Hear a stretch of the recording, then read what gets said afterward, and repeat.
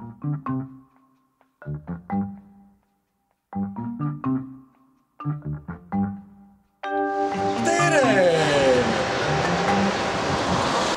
On lauda. Pojaka!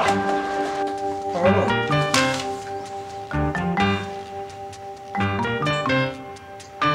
Aitäh! Aga ma tahan päevapraadi! Aga palun! Päevapraeks on meil täna pool suitsiid. Kas see nagu hea ka on või? Ma ei tea, tema ei kurda ju.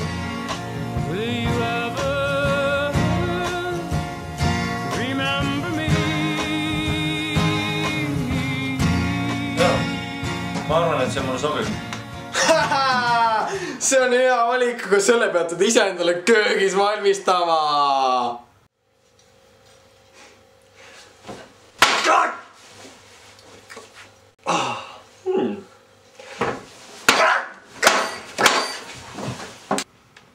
Ja ma võtaksin külma õlle ja siis... Vabandust, nagu menüüs on näha, jooke ei ole, meil jooksis just külmikust freon välja, meil tõesti ei ole mitte ühtegi jookidel. Aga ma võtaks siis pooltoore Riho-Baumani.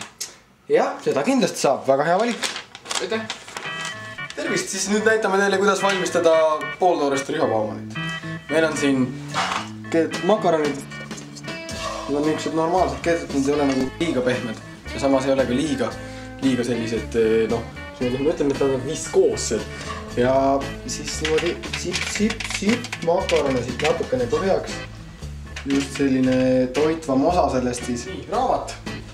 Selline Maugli, väga huvitava maitsega, kõik me oleme seda lugenud, kindlasti ka sisukas. See läheb siia makaronide vahele. Makarone siia peale. Siis siia just nagu kõrvale lähevad 2 porgandit. Need on just nagu selles mõttes, et sümboliseerivad rohkem seda loodust või just sellist nagu uuesti sündi, ütleme. Nii. Ja jääkuubikutega siit pikime just see, et nagu niisutab rohkem seda toitu ja siis meil on siin muidugi veel väga palju huvitavaid. Selline asi, see on siis voodoo-nukk, eks ju. Just sellepärast huvitav, et nagu Riho-Baumani poolt valmistatud. Just täpselt, et just sellepärast ongi meie restoran eriline, et me oleme nagu suutnud pakkuda inimestele toite, mis on just nagu, noh, kuidas ma ütlen nüüd, just nagu inimesest enesest või nii.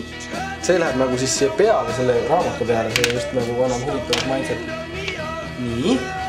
Siis on meil siin tabletid. Ma ei tea, kas ma kaamera ees nagu tohingi öelda, et mis tabletid täpselt on, aga noh. Siis ja siit pandud niimoodi üle nagu pikib nagu nende tablettidega üle selle roa. Niimoodi. Täiesti huvitav. Siis on meil siin 25 krooni. 25 krooni, see läheb siia nurga juurde. Just selle vasakpoolse porgandi alla natukene nurgaga. Nagu et ta just seisaks, et ahjus muidu võib nagu lendu minna ja kes seda siis pärast püüda jõuab. Ja rohkem midagi, kui et selle paneb siia kõrvale nagu serveerimiseks ja siis läheb ahju 200 kraadi juures kuskil, ütleme, noh, mis ta võib olla 20 minutit kiirelt nagu mõlemalt poolt pruunistada ja on valmis.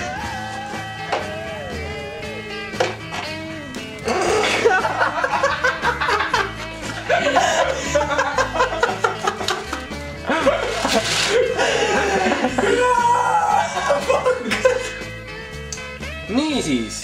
Tundub, et valmis. Täiesti küps. Võtame siis, siit võtate välja. Niimoodi, nüüd taldrikud peale. Talle rohkem nagu erilist mingit garneeringut midagi vaja ei olegi, kui et muud kui soojana lauda.